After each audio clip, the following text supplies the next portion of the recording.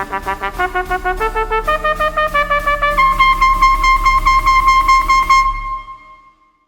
first 3 chapters in this second section of response all deal with articulation, and as we're working to refine one of the fundamental techniques of trumpet playing, I like to keep these exercises as easy as possible. In this case, just a single note at a time.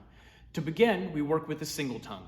You'll hopefully remember the train analogy from the previous video on articulation, but if not, I'd encourage you to review that as I also talk about this exercise. I've placed a link in the description below.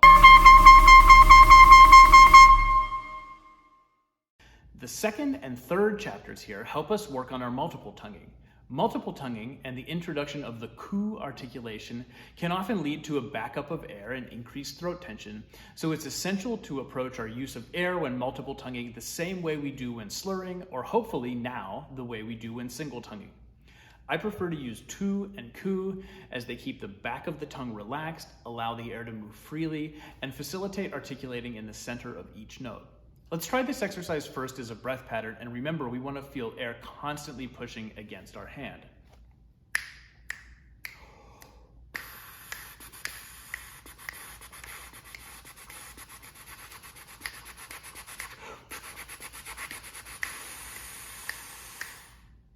Now, on the horn, keep the tongue relaxed and the air moving in a straight line. It can be great practice to double tongue at a tempo that is much slower than you'd ever actually use the technique, so maybe you want to try that as well.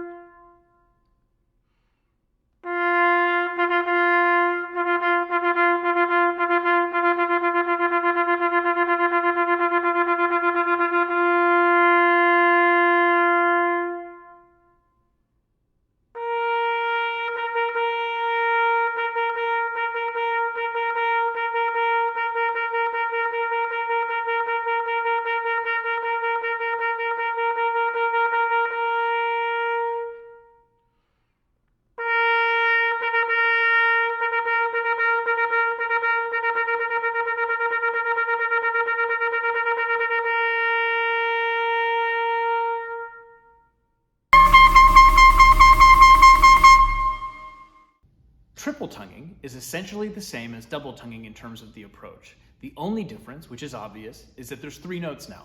For triple tonguing, I prefer to use tu, tu, ku, though it's helpful to have a great deal of flexibility, especially if you're playing quintuplets or any sort of uneven thing where you need different arrangements of tus and kus. So I'd suggest getting comfortable moving between patterns. For now though, let's stick with tu, tu, ku. So we'll do a breath pattern for this one also. And again, we want to make sure that we're feeling air constantly pushing against our hand.